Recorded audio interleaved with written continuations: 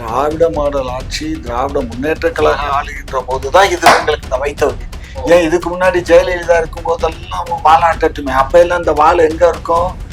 உள்ளுக்குள்ள இருக்கும். இல்லையா சார், அவங்க ஒரு சிறந்த இந்துத்துவவாதின்னு சொல்லி திரு அண்ணாமலை அவர் சொல்றாரு. அண்ணாமலை சொல்லுவாங்க. அண்ணாமலை இல்ல, நீங்க அண்ணாமலை சொல்லுவாங்க. காலமாக அமைதியாக இருந்த திருப்பரங்குன்றத்துல பிரச்சனை ஏற்படுத்தி இருப்பவர் யார்? இதை முதல்ல சேகர் பாபு அவர்கள், ரகுபதி அவர்கள் இரும்பு கடத்தை கொண்டு அடக்குவோன்னு அந்த சீன் போட்டு சுத்துனீங்கன்னா உங்களை எப்படி அடக்க முடியும் என்று எங்களுக்கு தெரியும். அதே மாதிரி நாங்கள்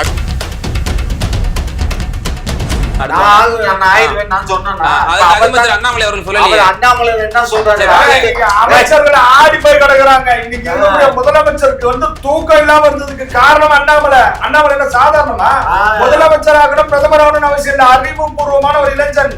தமிழகத்துல இன்னைக்கு ஆளுகின்ற ஆட்சியாளர்களுக்கு சிம்ம சொப்பனம் அண்ணாமலை அவர்களை வந்து இன்னைக்கு பார்த்து நடுக்கிறாங்க. இன்னைக்கு ஆட்சியாளர் நீங்க கை தட்டு. ஒவ்வொரு ஊழல்களையும் இன்னைக்கு தோல் உரிச்சு காட்டுறதை பார்த்து ஒவ்வொரு அமைச்சர்களும் ஆடி போயிருக்கா. யாரு இந்த சார்? சாருக்கான விளக்கத்தை நான் சொல்றேன்னு சொல்றாரு. சொல்ல ஆம்பளை ஆம்பளை தானே உங்களுக்கெல்லாம் அங்க வந்து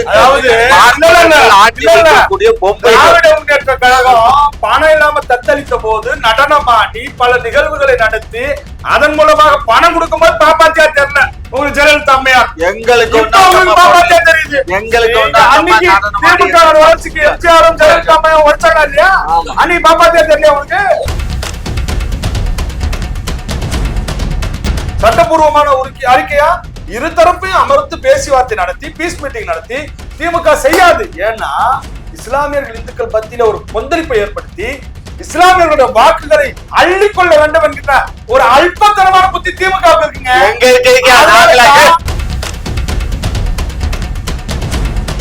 3 பேருக்கு மேல போக கூடாது. 4 பேர் 5 பேர்லாம் போனா அது வந்து சட்ட விரோதங்க. 144 தான் போட்டிருக்கு. அப்ப அமைச்சர் மூர்த்தி தானே அவர் இந்த பதவி பிரமாணம் ஏத்துக்கும் போது நான் அந்த சட்டத்தை மதிப்பேன், அதுபடிதான் நடப்பேன் அப்படின்னு சொல்றாருல்ல. அப்ப 144 போட்டிருக்க அவரு கூட 2 பேர் தானே போகணும். அண்ணாவனுடைய நினைவு ஊர்வலத்தை நாங்க நடத்துவோம் 144ல. எப்படி நடத்துறீங்க? குக்கு செய்திகள் நேயர்களுக்கு அன்பு வணக்கம். இன்றைய சிறப்பு விவாத நிகழ்ச்சியில் நம்மோடு இணைந்திருக்கும் சிறப்பு விருந்தினர்கள் திமுகவை சார்ந்த மரியாதைக்குரிய முனைவர் காமாட்சி நாயுடு ஐயா அவர்கள் மற்றும் ஹிந்து மக்கள் கட்சியினுடைய பொதுச் செயலாளர் மரியாதைக்குரிய திரு செந்தில் அவர்கள். இருவருக்கும் வணக்கம்.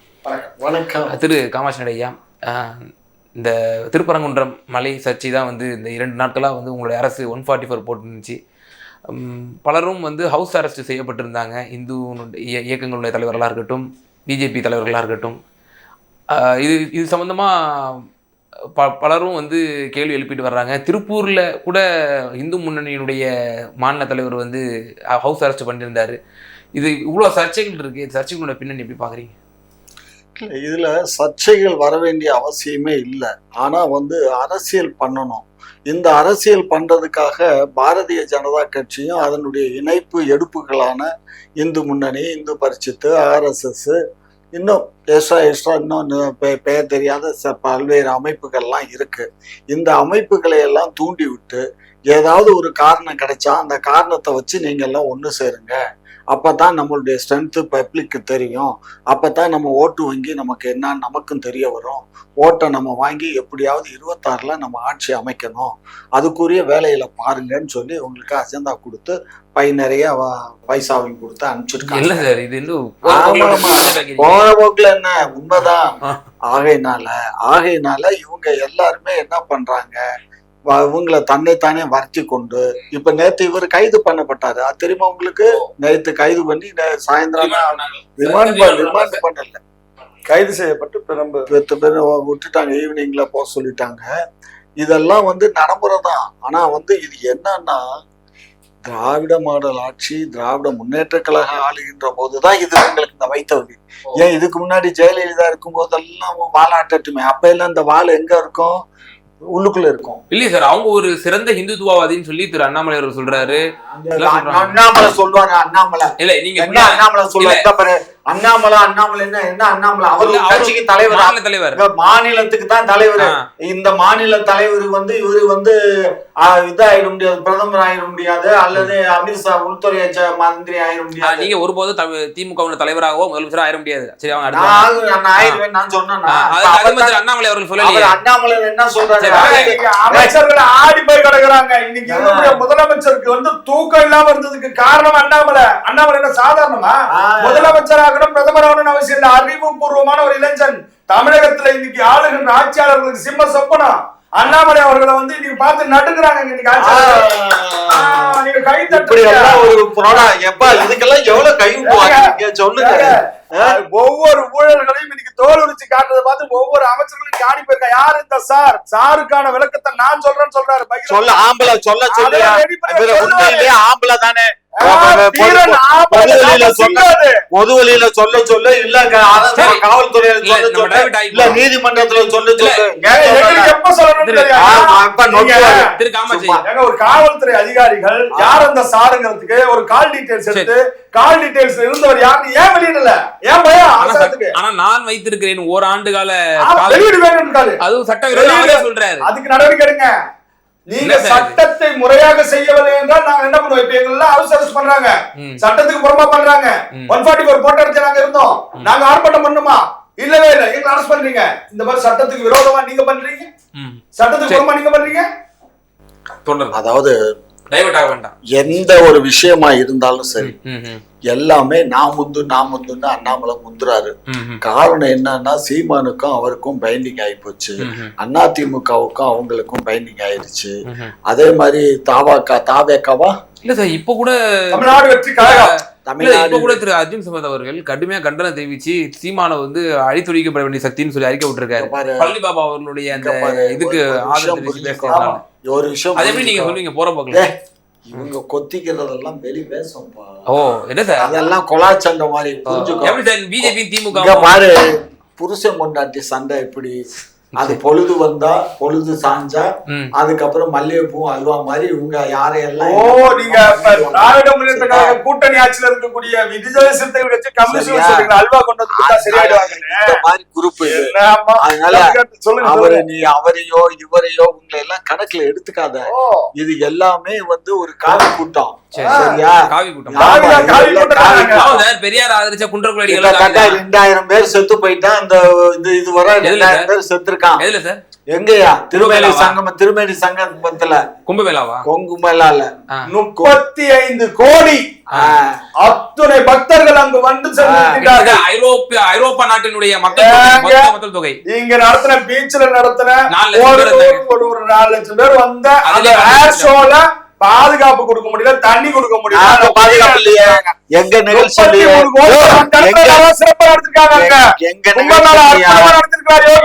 எங்க நிகழ்ச்சி இல்ல, அது நாங்க பந்தோஸ்து கொடுக்க எங்க நிகழ்ச்சி இல்ல. அது ஒன்றிய நிகழ்ச்சி வந்து யார் கண்ட்ரோல்ல இருந்துச்சு? அது ஒன்றிய அரசுடைய நிகழ்ச்சி, எங்க நிகழ்ச்சி இல்ல. விஐபி முறையே பாரத பிரதமர் அவர்கள் 7 ஆண்டுகளுக்கு முன்னதாக சொன்னாரு, இனிமே எல்லாரும் பொதுவானதுதான் அப்படின்னு சொன்னாரு. ஆனால் இப்போது இந்த கும்பமேளாவோட விஐபிங்கிற ஒரு இது சிஸ்டம் வந்து இருக்கிறதுனால இவ்வளவு பெரிய வெகுஜன மக்களுக்கு வந்து பாதுகாப்பு அப்படிங்கிறது ஒரு முக்கியமான விஷயம் இருக்குங்க. நீங்க நல்லா தெரிந்து கொள்ள வேண்டும். இங்க விஜய் அவர்கள் வந்து இங்க பரந்தூர் போகக்கூடிய நேரங்கள்ல சொன்ன காரணம் என்ன? எத்தனையோ தலைவர்கள் போயிருக்காங்க, வந்திருக்காங்க. ஆனால் விஜய்க்கு சொல்லப்பட்ட காரணம் என்ன? அவர் ஒரு சினிமா நடிகர், ஒரு பிரபலமா இருக்கக்கூடிய போனா மக்கள் கூடுவார்கள், சில கூட்ட நெரிசல் வரும்னு சொன்னாங்களா இல்லையா? இல்ல சார், அதான் அது சரிதான் சார், வாஸ்தவம் தான் சார். முன்னாடி சொன்னாரு பாதுகாப்புக்காக சிலர். அதான் இந்த தினம் பாராளுமன்றத்தில் அகிலேஷ் யாதவ் கூட ஒரு தெரிவிச்சிருக்கிறது, விஐபி நம்ம வந்து முன்பு எதிர்த்தோம், ஆனால் இந்த வந்து இதுல வந்து அமெண்ட்மெண்ட் பண்ணிருக்கோம் அப்படின்னு சொன்னாங்க. விஐபி எல்லாம் பாதுகாப்புக்காக சிலர். சரி, காமாட்சி ஐயா தொடருங்க, டைவர்ட் ஆக வேண்டாம். இப்போ வந்து திருப்பரங்குன்றம் விஷயத்துல குறிப்பா அங்க வந்து பலியிடுவதற்கு வந்து இஸ்லாமியர்களுக்கு அனுமதிக்க கண்ணே, இங்க பாரு, அனுமதி கொடுக்கறதுலங்கிறத நீ தவறா பேசுற. யார் சொன்ன அனுமதி கொடுக்கலன்னு? அனுமதி அவங்களுக்கு யாரும் நாங்க அனுமதி கொடுக்க வேண்டியது இல்லை. எந்த முஸ்லீம் வேணாலும் போகலாம், அங்க போகலாம், பள்ளிக்கு போகலாம், தொழுகை நடத்தலாம், அங்க பாத்தியா கொடுக்கலாம், எது வேணாலும் பண்ணலாம். ஆனா உயிர் பலிகள் கொடுக்க கூடாதுங்கிறது வந்து இன்னைக்கு இல்ல. இது ஏறக்குறைய 700 ஆண்டு காலமா இருக்கக்கூடிய நடைமுறை. இந்த இல்ல மேலேயே மலை மேலேயே மலை ஒட்டுமொத்த மலையிலேன்னு வச்சுக்கோங்க. ஒட்டுமொத்த மலையிலேயே வந்து பண்ணக்கூடாதுங்கிறது தான் 700 ஆண்டுகளுக்கு முன்னாடியே ஏற்றப்படாத ஒரு சட்டம். அன்றைக்கு வந்து அங்க வந்து அந்த சமாதி அந்த கோவில் கட்டும்போது நாயக்க மன்னருடைய ஆட்சி தான் இங்க நடக்குது. அப்ப நாயக்க மன்னருடைய ஆட்சி நடக்கும்போதே நாங்க அதுக்கு அனுமதி கொடுக்குறோம். நான் அதெல்லாம் இது படிச்சிருக்கேன். சரியா? அது அனுமதி கொடுக்கும்போது அப்ப எல்லாம் வாய் மூலம் தானே, வாய் மூலமா உத்தரவு, நீங்க கோயிலை கட்டுக்கோங்க, பள்ளி கட்டிக்கோங்க, நீங்க பாத்தியா கொடுத்துக்கோங்க, எக்காரணத்தை முன்னிட்டு உயிர் பலிகள் அங்க கொடுக்க கூடாதுன்னு சொன்ன உடனே அப்போ இருந்த தலைவர்கள்லாம் அதெல்லாம் நாங்க கொடுக்க மாட்டோம். எங்க நினைவு குறுக்கிடுறதுக்கு மன்னிக்கணும். நேற்றைய தினம் தனியார் தொலைக்காட்சியில் விடுதலை சிறுத்தைகளினுடைய எம்எல்ஏ அவர்களுடைய ஆல்வு ஷானவாஸ் அவர்கள் ஒரு கருத்தை பதிவு செய்திருந்தார். ஆண்டு அந்த அவருடைய நினைவு தினத்துக்கு வந்து இந்த மாதிரி பலியிடுவது வந்து எல்லா தர்காக்களையும் உண்டு, குறிப்பா அந்த தர்காவிலையும் உண்டுங்கிற ஒரு கருத்தை அவர் பதிவு செய்திருந்தார். மேலும் அவர் இன்னொரு விஷயம் சொல்லியிருந்தாரு, யாரேனும் சில குடும்பங்கள், அதாவது ஆண்டு நினைவு தினத்தை தவிர்த்து சில குடும்பங்கள் சராசரியா வந்து அவங்களுக்கு எதே நேர்ச்சியை வைத்திருந்தால் அந்த இதுல போய் கொடுப்பாங்க அப்படின்ற ஒரு விஷயத்தை சொல்லியிருந்தாரு. அவருக்கு வயசு என்ன? ஒரு 40-45 இருக்கும். சரியா? நான் காலேஜ்ல நாங்க அடிவாரத்துல நான் உட்காந்துருக்கேன். எனக்கு தெரியாம அங்க என்ன நடக்கும்? நான் சொல்றது 64 இருந்து எனக்கு விவரம் தெரிஞ்சு 64 அதுல இருந்து இந்திய போராட்டத்துல இருந்து நான் பார்த்துக்கிட்டு இருக்கேன். ஆண்டுதோறும் அங்க நடக்குது. அப்படிப்பட்ட ஒரு மலையில அந்த மாதிரி எல்லாம் இதுவரை ஆடோ மாடோ எதுவும் வெட்டினது இல்லை, உயிர் பலிகள் கொடுத்தது இல்லை. சரியா? சில நேரங்கள்ல எங்களுக்கு தெரியாம ஏதாவது கோழி எக்கிலேயே கொண்டு போய் ஒரு கோழி எக்கில அறுத்திருக்கலாம், ஒரு பொங்கல் வச்சிருக்கலாம். அது கூட பண்ண மாட்டாங்க. அங்க இருக்க மக்கள் வந்து இஸ்லாத்து மக்கள் வந்து ரொம்ப தெளிவானவங்க. அது வந்து என்ன பண்ணுவாங்கன்னா, அங்க வந்து பாத்தியா தான் சர்க்கரை எடுத்துட்டு போவாங்க, நாட்டு சர்க்கரையை எடுத்துட்டு போய் பாத்தியா ஓதி பத்தி கொளுத்துவாங்க. பத்தி கொளுத்து அந்த பாத்தியாவை ஓதி அங்க வந்தவங்களுக்கு எல்லாம் கொடுப்பாங்க. மீதம் கீழே மலையில படிக்கட்டுல கீழே வந்து கூட அங்க முன்னாடி இருக்கவங்களுக்கு எல்லாம் பாத்தியா ஓதுனது அப்படின்னு சொல்லி கொடுப்பாங்க. வாங்குறவங்க வாங்குவாங்க, வாங்காதவங்க அவங்க வேலையை பார்த்துட்டு போவாங்க. இதுதான் நடந்துச்சு.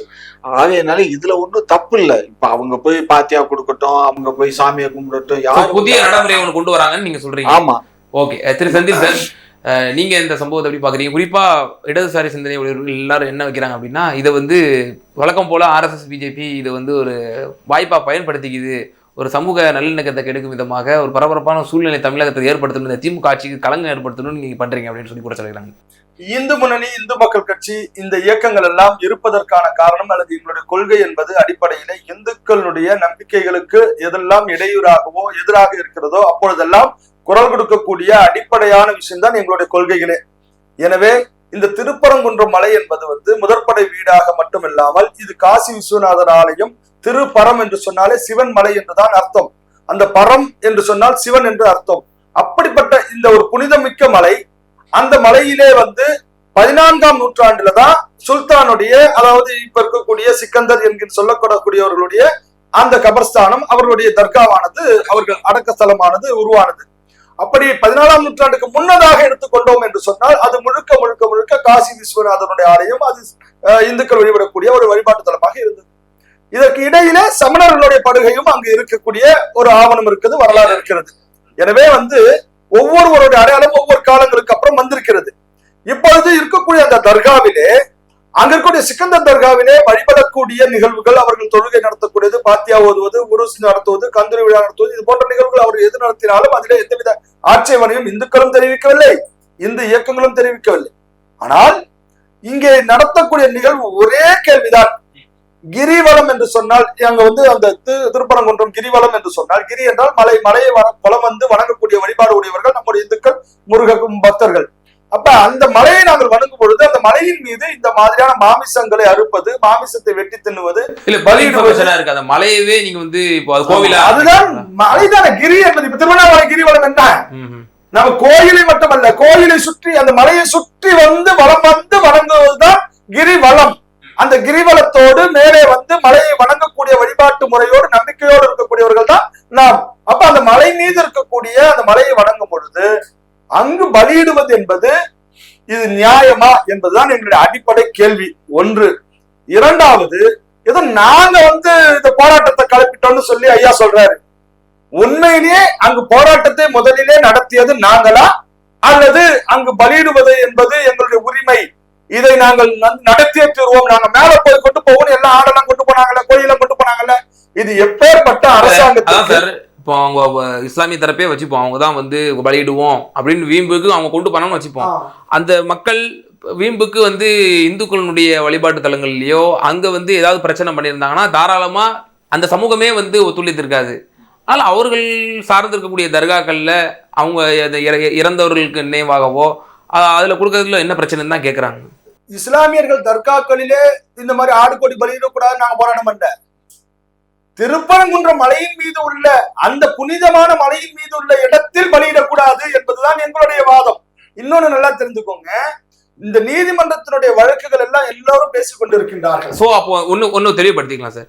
அதாவது உங்களுக்கு இப்போ வெளியே பலியிட்டு அங்க போய் கொண்டு வந்து படையல் பண்ணி சாப்பிடுறது அதில் பிரச்சனை இல்லையா சார்? உங்களுக்கு சாப்பிடுவது அல்லது மாமிசத்தை கொண்டு மேலே செல்வது என்பது கூட எங்களுக்கு புனிதத்துக்கு எதிரானது என்பதுதான் எங்களுடைய வாதம். ரொம்ப தெளிவாக இல்ல, ஏன்னா முன்னுக்கு பின் முரணான சில கருத்துக்களை வந்து நம்ம இந்த விவகாரத்துல நம்ம பார்க்கணும். திரு அண்ணாமலை அவர்களோட ஸ்டேட்மெண்டா இருக்கட்டும், பிஜேபி சொல்லக்கூடிய ஸ்டேட்மெண்டா இருக்கட்டும், இதுல முன்னுக்கு பின் முரணா இருக்கிற மாதிரி தெளிவாக இருக்கின்றோம். மாமிசத்தை அங்கு பலியிடுவது என்பது கூடாது, மாமிசத்தை கொண்டு சென்று சாப்பிடுவது என்பது கூடாது, அது எல்லாம் தடுக்கப்பட வேண்டும் என்பதுதான் எங்களுடைய அடிப்படை. அதற்காக தான் நாங்கள் நீதிமன்றத்தில் வழக்கு தொடுத்திருக்கோம். நாங்கள் வந்து இந்த விஷயத்தை நாம வந்து தடை செய்ய வேண்டும், இப்படிப்பட்ட ஒரு வழக்கம் இருப்பதாக சொல்லிக் கொண்டிருக்கின்றார்கள். அப்படிப்பட்ட வழக்கமோ அப்படிப்பட்ட நிகழ்வுகளோ நடக்கக்கூடாது என்பதுதான் எங்களுடைய வாதம். ஒன்று. இரண்டாவது, நாங்க வந்து ஏதோ வந்து அந்த இஸ்லாமிய தரப்புல போய் அவங்க அந்த மாதிரி போராட்டம் நடத்திருந்தா கூட இஸ்லாமிய மக்கள் போயிருந்தா பிரச்சனை இல்லை. எஸ்டிபி போராட்டம் பண்ணிச்சு, அவர்களுடன் எஸ்டிபி அமைப்பு துணை நின்றது. நீங்க அந்த பகுதியில் இருக்கக்கூடிய அனைத்து கட்சிக்காரர்களையும் கையெழுத்து வாங்கி கொண்டு கலெக்டர் போய் சந்திக்கிறார்கள். அப்ப இஸ்லாமியர்களுடைய நிகழ்வுகளுக்கு போய் ஆதரவு தெரிவிக்கக்கூடியவர்கள் ஏன் இந்துக்களுடைய நியாயத்தை, இந்துக்கள் தரப்பு விஷயத்தை ஏன் கையில எடுக்கவில்லை? எனவேதான் நாங்கள் சொல்கின்றோம், இந்துக்களுடைய உரிமைகளை காக்க இருக்கக்கூடிய அமைப்புகள் இந்து முன்னணி, இந்து மக்கள் கட்சி, பாரதிய ஜனதா கட்சி பொதுவாகத்தான் பேசுகிறார்களே தவிர அவர்கள் ஒன்றும் இந்துத்துவ விஷயங்கள்ல அவங்க வந்து முழுமையாக வரப்போவதில்லை. அவர்கள் பொதுவான அரசியல் கட்சி. எங்களை பொறுத்தவரைக்கும் இந்து முன்னணி, இந்து மக்கள் கட்சி எங்களுடைய முருகப்பெருமானுடைய மலையை காப்பதற்கு தாங்க நாங்க. இடதுசாரி சிந்தனையுடையவர்கள் என்ன கேட்கறாங்க அப்படின்னா, நீங்க முதல்ல ஃபர்ஸ்ட் ஒரு வாதம் வச்சிருக்கீங்க, இந்துக்களுக்கு எதெல்லாம் வந்து மீறப்படுகிறதோ, அவர்களுக்கு என்னெல்லாம் உரிமை மறுக்கப்படுகிறதோ, இந்துக்களுடைய பண்பாடு கலாச்சாரம் எல்லாம் சொன்னீங்க. ஆனா 2003ஆம் ஆண்டு அம்மையா ஜெயலலிதா அவர்கள் ஆடு மாடு அந்த ஆடு பலியிடக்கூடாதுங்கிற சட்டம் வந்து கொண்டு வந்திருந்தாங்க. ஆனால் அது வந்து ஆதரித்தல்லவா உங்களை போன்றவர்கள் எல்லாம் இருந்திருக்கணும். மிக கடுமையான எதிர்ப்புகள். அவங்க ஏன் வந்து அதுக்கப்புறமா அதை வாபஸ் வாங்கினாங்க? ஆடு பலியிடுவது என்பது ஒவ்வொரு குலதெய்வ கோயில்களிலும் நடக்கக்கூடிய, நீங்க பாண்டி கோயில நடக்கக்கூடிய மிகப்பெரிய விழாவாக நாங்கள் வந்து அந்த பகுதியிலே அந்த மக்கள் கொண்டாடி கொண்டிருக்கக்கூடிய, வணங்கக்கூடிய ஒரு விஷயம். அதை நீங்கள் தடுப்பது என்பது நியாயமில்லை என்று போராடி அதை திரும்பவும் அந்த சட்டத்தை வாபஸ் வாங்கினாங்க. இதுதான் வரலாறு. எனவே வந்து தர்காக்களிலே இது மாதிரி நிகழ்வு நடத்தக்கூடாது நாங்க சொல்லல. அதே மலை மேலே கொண்டு போய் நீங்க வந்து தொழுகை நடத்துவது கூடாது என்று நாங்கள் சொல்லவில்லை.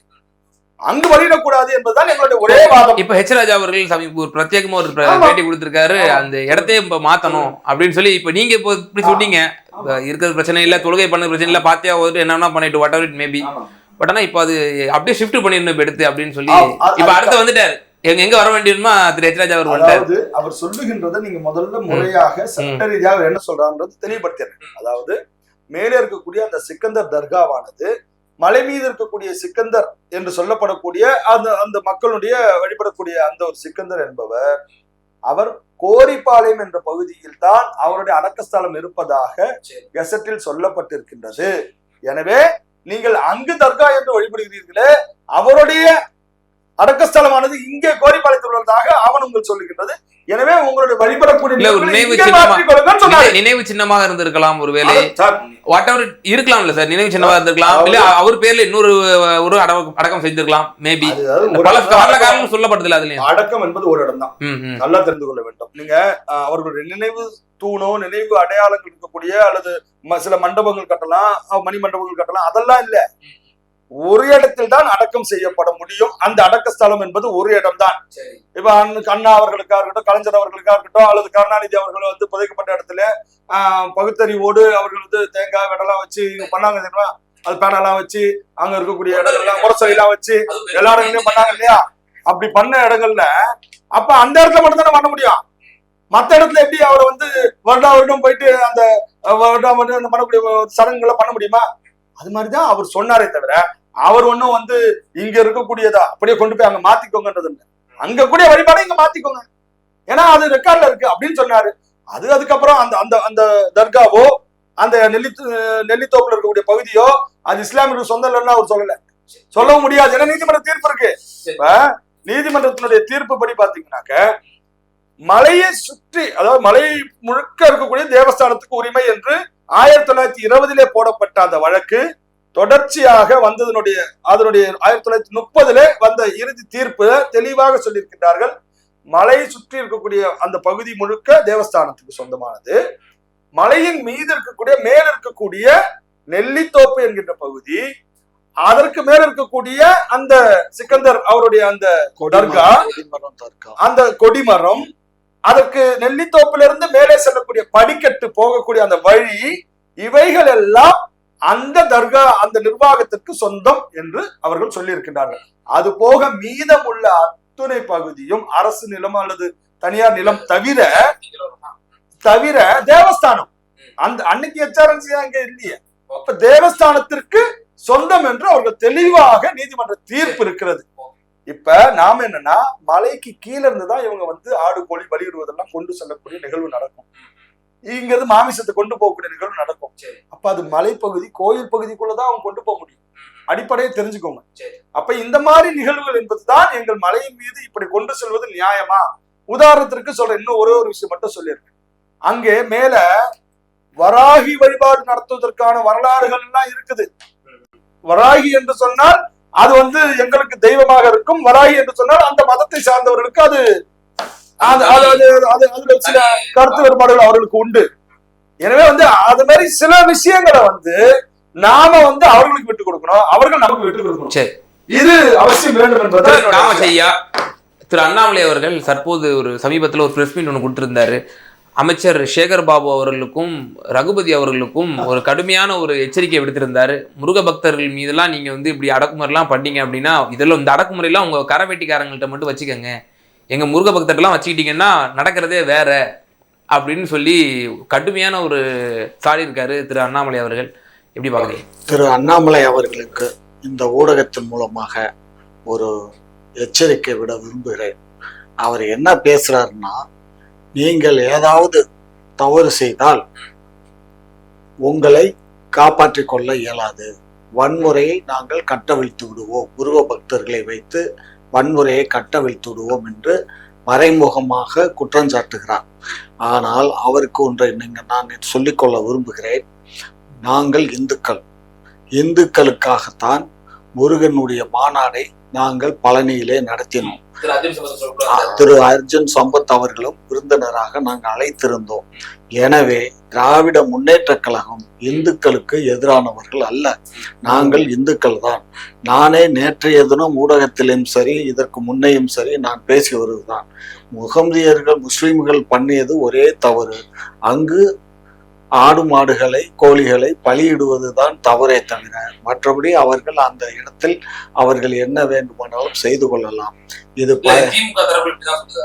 திமுக தரப்புல சொல்றாங்க சொல்லலைங்கிறத நீங்க நினைக்க வேண்டாம். திமுகல வந்து எங்க காவல்துறை என்ன சொல்லுச்சு, காவல்துறை வந்து நீங்க ஆடு கோழிகளை அங்க பலியிடக்கூடாது, அங்க இந்த மாதிரி சமைக்க கூடாது, இது வந்து அவங்க இந்துக்களுடைய மனசு புண்படுது, இது காலங்காலமா இந்த வழிமுறைகள் தான் பின்பற்றப்படுது, நீங்க திடீர்னு எதுக்கு இந்த மாதிரி பண்றீங்கன்னு உடனே இந்த மாதிரி நாங்க பலியிட மாட்டோம், நாங்க இந்த மாதிரி ஈடுபட மாட்டோம்னு எழுதி கொடுத்துட்டு போயிட்டாங்க. அதுக்கப்புறம் சும்மா இருந்தாக்க வேர்க்கும் இல்ல, அதுக்காக என்ன பண்றாங்க, இவங்களுக்கு வேர்த்திருச்சு, வேர்த்த உடனே என்ன பண்றாங்க, ஒரு பிரச்சனையை கலப்பாங்க. அதான் சொல்றேன், எஸ்பி ஏங்க யார் வந்தா என்ன, அவர் எம்பி வந்துட்டு போனாராம், அவரு சாப்பிட்டது வெஜிடபிள் பிரியாணி, அத கடையில வச்சாங்க, அவர் சாப்பிட்டது அதை எடுத்து போட்டாங்க. இல்ல போட்டோ அவருடைய புகைப்படம் இல்ல, அவருடைய கட்சி சார்ந்த கூட வந்த உடன் வந்தவர்கள் மேலே சென்று சாப்பிட்டது அவர்கள் தான் புகைப்படம் எடுத்து போட்டாங்க. அதெல்லாம் கிடையாது. துண்டு காட்டினானா, மட்டன் துண்டு காட்டினானா, சும்மா இருக்க வெஜிடபிள் பிரியாணியை வாங்கிட்டு போய் தின்னா அங்கல்னா அன்னைக்கே கொளுத்திருப்பாங்க. புரிஞ்சுக்கோ, நான் யாரா இருந்தாலும் இங்க பாருக்கண்ண, முஸ்லீமா இருந்தாலும் சரி இந்துக்களா இருந்தாலும் சரி நம்ம சகோதர உறவோட தான் இருக்கணும். இது தமிழ்நாடு, இது தமிழ் மண்ணு. ரெண்டாவது மதுரை மண்ணு. மதுரை மண்ணுல வந்து அதாவது 13வது நூற்றாண்டு கடைசியில வந்து கம்பனார் ஆட்சியில போது மகா சார் பெச்சராஜ் என்ன சொல்றாரு, இப்போ நீங்கள் யாரெல்லாம் இந்த ராமருக்கு எதிராக உத்தரப்பிரதேசத்திலே வந்து கிளம்பி கண்டார்களோ, உத்தரப்பிரதேசம் இல்லை, ஆல் ஓவர் இந்தியாவில் இப்போ இந்தியா கூட்டணி தான் குறிப்பாக சொல்கிறாரு, அவங்கெல்லாம் என்ன நிலைமையில இருக்காங்க, இப்போ வீழ்ந்தார்கள், அது போல நிச்சயமாக வீழ்வீர்கள் அப்படின்னு சொல்றாரு. ஒரு பெரிய உத்தம புத்திரன். ஆமாங்க, அவருக்கு வந்து அவர் இந்த எச் ராஜாவுக்கு, இந்த எச்சில் ராஜாவுக்கு நாங்க கூட்டணியில ஒரு எம்எல்ஏ திமுகவுக்கு இப்படிதான் எச்சில்னு பேசக்கூடிய பழக்கம் இருக்கு. என்ன பண்றது? அவருக்கு ஒரு எம்எல்ஏங்கிற அந்த பவுஸ் கொடுக்காம இருந்தா இன்னைக்கு ஊடகமே அவர் பக்கம் போயிருக்காது. போறது மத்திய அமைச்சர்களாக திமுகவுல அன்னைக்கு வந்து அத்துணை பேர் வாங்கிட்டு போகும்போது இருக்குதோ நாங்க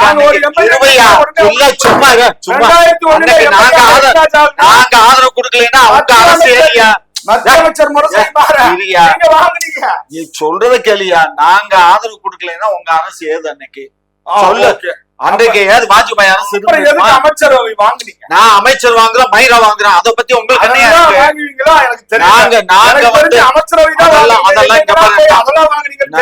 நான் சொல்றத கரெக்டா கேளு. நான் என்ன சொல்றேன், அன்றைக்கு வாஜ்பாய் அரசுக்கு எங்களுடைய முத்தமிழறிஞர் டாக்டர் கலைஞர் அவர்கள் ஆதரவு தெரிவிக்கலாம். வெளியே என்ன மஸ்துக்கு நாங்க வெளியில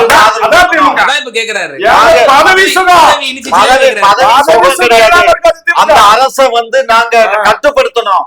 அரசை கட்டுப்படுத்துவதற்காக நாங்க அங்க வைத்தோம், அவ்வளவுதான். அந்த அரசுக்கு ஏன்னா எங்க வீட்டுல வந்துதான் எழுதி கையெழுத்து போட்டு போனாங்க, அது தெரியுமா உனக்கு? எங்க தலைவர் வீட்டுல, எங்க முத்தமிழறிஞர் கலைஞர் வீட்டுல வந்து ஆமா 2-3 தலைவர்கள்லாம் வந்து டெல்லியில இருந்து வந்து எங்களுக்கு கூட்டணி கொடுங்கன்னு இவர் சில பிரச்சனை எல்லாம் சொல்லி அந்த இதெல்லாம் தெரியும். நானு அன்றைக்கு நாங்க தான் இருந்தேன். சரியா? அவனுடைய அரசாங்கத்தை கலைக்க சொல்லி அழுத்தம் வந்ததை, ஜெயலலிதா அம்மையார் சொன்னதை கேட்காமல் ஜனநாயக முறையில் நடப்போம் என்று சொன்னவர் வாஜ்பாய். சொன்னதனுடைய விளைவுதான் ஆட்சி கலைக்கப்பட்டது. நீங்க வந்து எங்களுடைய உண்மை நியாயமான அதனாலதான் திமுக வந்து என்ன பண்ணுச்சு, இந்த நேரத்துல நாம் உங்களுக்கு ஆதரவு தருகிறோம் என்று சொன்னார்கள். இல்லாம சும்மா வந்து தந்துட்டீங்களா? ஒரு அவ்வளவுதான். சும்மா இந்த அரசியல் 13 மாதங்கள் ஆட்சி செய்தாங்க. அப்ப எந்த அளவுக்கு வந்து அம்மையார் ஜெயலலிதா அவர்கள் எவ்வளவு அழுத்தம் கொடுத்தாங்க வாஜ்பாய் அவர்களுக்குன்னு சொல்லி தெரிய வேண்டியதில்லை, உங்களுக்கு நல்லாவே தெரியும். ஒழுங்கா ஆட்சியை பண்ண விடலையே, செய்ய விடல இல்லையா? செய்ய விடல. அது எப்படா கலைச்சு சொன்னதாக அப்போது செய்திகள்லாம் உலாவுச்சா இல்லையா? அதுக்கு முன்னாடி 2 தடவை கலைச்சாங்களே விடுதலை புலிகள் பிரச்சனைக்காக. என்ன புதுசா எங்களுக்கு எங்களுடைய ஆட்சி கலைப்புக்கு முன்னாடி சர்க்காரியா கமிஷன், ஆமா மயிர் கமிஷன், சர்க்காரியா கமிஷன், மயிர் கமிஷன்ல எங்களுக்கு எல்லாம் ஒன்னும் அரசு கலைக்கல, விடுதலை புலிகளுக்கு ஆதரவு கொடுத்தோங்கிறதுக்காக தான் 2 முறை ஆட்சி கலைச்சு. சும்மா இருங்க, நான் சொல்றது அப்ப எல்லாம் அதெல்லாம் கிடையாதுங்க. நீங்க தெரியாம பேசுங்க, அரசியல கரெக்டா படிங்க. நான் வந்து இங்க பாருங்க, ஆட்சியை வந்து இங்க பாருங்க, எங்க மேலுக்கு சாத்தப்பட்ட குற்றச்சாட்டுகள் வந்து நாங்க விடுதலை புலிகளுக்கு ஈழத்துக்கு நாங்க உறுதுணையா இருக்கோம் அப்படின்னு அது அடுத்து எங்களுக்கு 90லயும் வச்சாங்க. அதுக்கு முன்னாடி எங்க பேர்ல உள்ள குற்றச்சாட்டு அதுதான், புரிஞ்சுக்கோங்க. 75ல வந்து எதுக்காக எமர்ஜென்சி பீரியட்ல நாங்க வந்து என்ன பண்ணோம், ஒன்னும் பண்ணல. எங்க ஆளுகளை பூரா புடிச்சு உள்ள போட்டாங்க. தாரவார்த்த காலகட்டம் கச்சத்தீவன் நாங்க ஒண்ணு தாரவார்த்த சர்க்காரியா கமிஷனுடைய அறிக்கைகளை வந்து பயந்து இந்திரா காந்தி அம்மையார் பயந்திருந்த காலகட்டம். இல்ல எல்லா சர்க்காரியா கமிஷன் ஒரு மசரம் இல்ல. சர்க்காரியா கமிஷன் இல்ல, அப்படி தாராளமா ஜெயின் கமிஷன் சொல்லலாமே, எதையா சொல்ல மறுக்கிறீங்க? ஜெயின் கமிஷனுடைய விஷயங்களா இருக்கட்டும், எல்லா கமிஷனுடைய அறிக்கையில சொல்ல மாட்டேங்கிறீங்களா? அது எப்படி சொல்லுவாங்க? ஜெயின் கமிஷன் அறிக்கை எப்படி சொல்லுவாங்க? அதுக்கப்புறம் இப்ப வந்து சுப்ரீம் கோர்ட்ல ஒரு தீர்ப்பு கொடுத்தாங்களே, அந்த தீர்ப்பெல்லாம் எப்படி சொல்லுவாங்க? இன்னைக்கு தங்கம் மட்டுமே 7 கிலோ தங்கம் வந்திருக்கு, அதை பத்தி எல்லாம் எப்படி சொல்லுவாங்க? கர்நாடக நீதிமன்றத்துல இருந்து இங்க வந்திருக்கு, தமிழ்நாட்டுக்கு வந்துருச்சு, ஏத்திட்டு இருக்காங்க. ஓ, நம்ம இவங்களா அம்மையார் ஜெயலலிதா பதிவு செய்யப்பட்டாங்க. அதனால இதெல்லாம் வந்து அது என்ன காரணம்னா அந்த மாதிரி பாப்பாத்தி. அதனால இந்த இதெல்லாம் வந்து ஆமா அது அதுக்குள்ளதானே போறாங்க. இவங்களை பொறுத்த மட்டிலும் அதுதான், இவங்கெல்லாம் கைக்கூலிகள். இவங்களுக்கெல்லாம் அங்க வந்து முன்னேற்ற கழகம் பணம் இல்லாம தத்தளித்த போது நடனமாடி பல நிகழ்வுகளை நடத்தி அதன் மூலமாக பணம் கொடுக்கும்போது பாப்பாத்தியா தெரியல. உங்களுக்கு ஜெயலலிதா அம்மையார். எங்களுக்கு இப்ப உங்களுக்கு பாப்பாத்தியா தெரியுது. எங்களுக்கு அன்னைக்கு திமுக வளர்ச்சிக்கு எம்ஜிஆரும் ஜெயலலிதா அம்மையாரும் உழைச்சாங்களா இல்லையா? அன்னைக்கு பாப்பாத்தியா தெரியல உங்களுக்கு? மூப்பனார் அவர்கள் உங்களுக்கு எவ்வளவு நெருங்கிய நண்பர்? ஆமா. ஜி.கே. வாசனோட திருமணத்துல நீங்க கலந்துக்கிட்டீங்களா? நான் தான் திருமணம் முன்னே நடத்துனீங்க. யார் நடனம் ஆடியது? யார் நடனம் ஆடினது சொல்லுங்க. அதெல்லாம் அந்த அம்மா இல்ல, அந்த அம்மா அவங்க தம்பி கல்யாணம். தம்பி கல்யாணமா?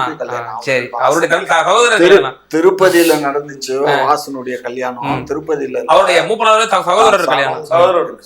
கண்ணே, இதெல்லாம் நான் வந்து பேச்சுக்கு தான் இதை பேசுறேனே தவிர அந்த அம்மா மீது எனக்கு எந்த காழ்ப்புணர்வும் இல்ல.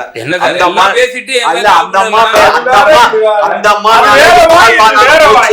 அந்த அம்மானால 2001 தேர்தல்ல அந்த அம்மாவுக்கு நான் ஆதரவு கொடுத்து என்னுடைய பொருளாதாரத்தை பூரா செலவு பண்ணி கடைசியில நான் வந்து திருவள்ளுவர் இருக்காத நிலைக்கு தள்ளப்பட்டது அந்த அம்மானாலதான். அந்த அம்மாவுடைய உடன்பிறவா சகோதரி, அந்த சகோதரினாலதான் எனக்கு அந்த நிலை. குறிப்பா பையா குற்றச்சாட்டு வச்சது போல திமுக ஆட்சி எப்பப்பெல்லாம் வருதோ அப்பதான் உங்களுக்கு வந்து ஏதேனும் வந்து அசாதாரண சூழ்நிலை ஏற்படுத்தணும் அப்படின்னு நீங்க வந்து திட்டமிட்டு வரீங்கன்றார் சார். திமுக ஆட்சி 98 96 நடந்த போதுதான் இந்த நாட்டுல கோயம்புத்தூர்ல மிகப்பெரிய குண்டுவெடிப்புகள் நடந்துச்சு. நீங்க பாத்தீங்கன்னா இப்ப ஸ்டாலின் அவர்கள் ஆட்சியில தான் பாத்தீங்கன்னா கோயம்புத்தூர்ல குண்டுவெடிப்பு நடந்திருக்கும். அது தெய்வத்தினுடைய துணையாக சிவனுடைய அந்த அம்மனுடைய அருளால அந்த வாசலிலே ஸ்பீட் பிரேக்கர்னால தான் கண்டுபிடிக்கப்பட்டு தடுக்கப்பட்டிருக்கு. ஸோ இந்த ஆட்சியில இவங்க என்னன்னா இவங்களுடைய காவல்துறை வந்து பாத்தீங்கன்னாக்க உளவுத்துறை காவல்துறை எல்லாம் இவர்கள் அறிவாலய கட்டுப்பாட்டுல வச்சுக்கிறாங்க. அதான் பிரச்சனை. அவர்களை சுதந்திரமாக காவல்துறையை பணி செய்ய விட்டார்கள் என்று சொன்னால் பிரச்சனை இல்லை.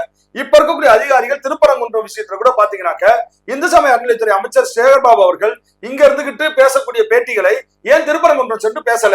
திருப்பரங்குன்றம் மலையிலே அந்த அடிவாரத்திலே சென்று அங்கு இருந்து அங்க இருக்கக்கூடிய மக்களை அழைத்து அங்க இருக்கக்கூடிய பக்தர்கள் இடத்திலே அவர் ஏன் வந்து தெளிவான விளக்கங்களை அறிவிக்கவில்லை? ஒரு அறிக்கையா விட்டிருக்காரா? இது வரைக்கும் விடல. இந்த அரசாங்கம் என்ன நிலைப்பாடு எடுத்திருக்கின்றத வெளிப்படையா சொல்லல. திமுகவின் நிலைப்பாடு என்ன வெளிப்படையா சொல்லல. அப்ப மௌனம் காத்துக்கொண்டு இந்த கோயிலுடைய விஷயத்திற்கு கோயில் தரப்புக்கு எந்த விதமான உத்தரவாதமும் இல்லாமல் இவர் சொல்றாரு, எழுதி வாங்கிட்டாங்க இஸ்லாமிய தரப்புல இருந்து, இனி வந்து மேல பலியிட மாட்டாங்கன்னு சொல்றாரு. ஆனால் இது நடக்குமா? இது சட்டமா? சட்டபூர்வமான ஒரு அறிக்கையா? இரு தரப்பையும் அமர்த்து பேச்சுவார்த்தை நடத்தி பீஸ் மீட்டிங் நடத்தி திமுக செய்யாது. ஏன்னா இஸ்லாமியர்கள் இந்துக்கள் மத்தியில ஒரு கொந்தளிப்பை ஏற்படுத்தி இஸ்லாமியர்களுடைய வாக்குகளை அள்ளிக்கொள்ள வேண்டும் என்கிற ஒரு அல்பத்தனமான புத்தி திமுக இருக்குங்க.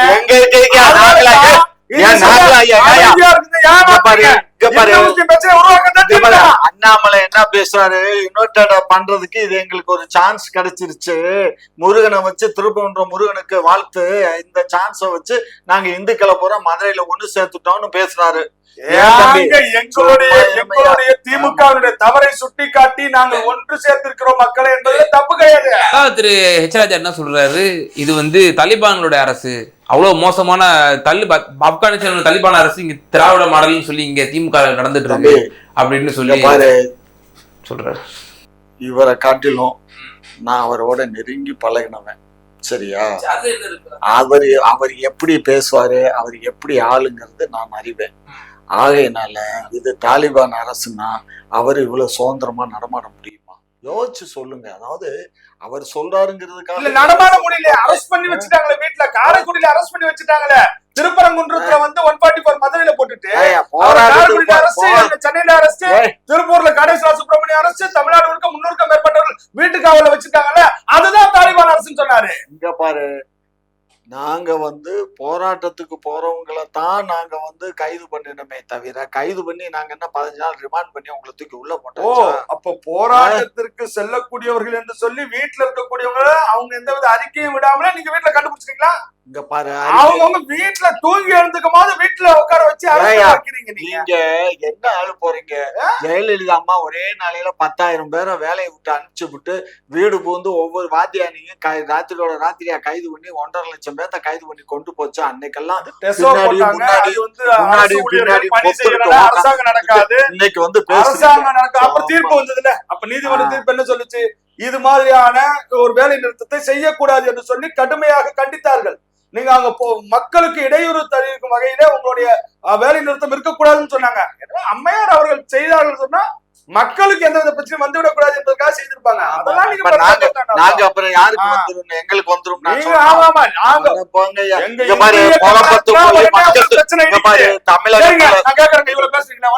நடத்துங்க. 3 பேருக்கு மேல போக கூடாதுங்க. 4 பேர் 5 பேர்லாம் போனா அது வந்து சட்ட விரோதங்க. 144 தான் போட்டிருக்கு. அப்ப அமைச்சர் மூர்த்தி தானே அவர் இந்த பதவி பிரமாணம் ஏத்துக்கும் போது நான் அந்த சட்டத்தை மதிப்பேன், அதுபடிதான் நடப்பேன் அப்படின்னு சொல்றாருல்ல. அப்ப 144 போட்டிருக்க அவரு கூட 2 பேர் தானே போகணும். அண்ணாவனுடைய நினைவு ஊர்வலத்தை நாங்க நடத்துவோம் 144ல. எப்படி நடத்துறீங்க? அப்ப 144 என்ன சட்டத்தை நீங்க கடைபிடிக்கிறீங்க? அப்ப திராவிட மாடல் அரசு கருப்பு கொடியை அணிந்து கொண்டு அல்லது கருப்பு ஆடை அணிந்து கொண்டு அவங்க மதுரையில தான் போட்டாங்க. இவங்க எங்க நடத்துறாங்க? இங்க இல்லைங்க, அவங்க அந்தந்த பகுதியில நடத்துறாங்க, அந்தந்த பகுதியில நிகழ்ச்சி நடத்துறாங்க, அந்தந்த மாவட்டத்தை நடத்துறாங்க. அப்ப அந்த மாவட்டத்தில் நடத்தக்கூடிய நிகழ்வு எப்படி நடத்துனாங்க? அப்ப சட்டம் வந்து திராவிட மாடலுக்கு ஒரு சட்டம் 144ல இந்து இயக்கங்களோ அல்லது காவி ட்ரெஸ் போட்டு ஒருத்தர் ரோட்ல போனா அவனை முடிச்சு பண்டிகை ஏத்துறது. இதுதாங்க தாலிபான் அரசு. ஓகே, திரு காமாட்சி நிறைவான கருத்து. தாலிபான் அரசு தாலிபான் அரசு திமுக அரசு மானங்கட்ட பயிலுவோ இந்த வார்த்தை வேண்டாம். துப்பாக்கி யார் மானங்கட்டி துப்பாக்கட்டுன்னு ஈவேர 21ஆம் பக்கத்துல எழுதி வச்சாரு பாருங்க. இந்த கழகத்துக்காரனுவோ ஓட்டுக்காக தான கூட வந்து என்ன பண்ணுவானுங்க அப்படின்னு சொல்லி இருக்கிறாரு. AK-47 ரோட்ல கிடந்துச்சா? ஆமா ஆமா, அந்த இதுல மியாட் ஹாஸ்பிட்டலோட சிக்னல் அதை எடுத்து தாயா உங்களை எல்லாம் நாங்க நம்மள தான் தாலிபான் சொல்லிட்டாங்கல்ல. சோ அதை வாங்கிட்டு வந்து தாயா அவங்க எல்லாம் சூட் பண்ணுங்க. ஐயா நாங்கள் காட்டி நிற்போம். இந்த நாட்டுக்காக வேற வழி. RSS இயக்கம் சாதாரண இயக்கம் அல்ல. இந்த நாட்டினுடைய இந்த சீனா யுத்தத்தின் போது இந்த நாட்டில் சிறப்பா பாதுகாப்பா இருந்த RSSக்கு நேரு அவர்களே ராணுவ குடியரசு நாடு சேர்த்துட்டாரு.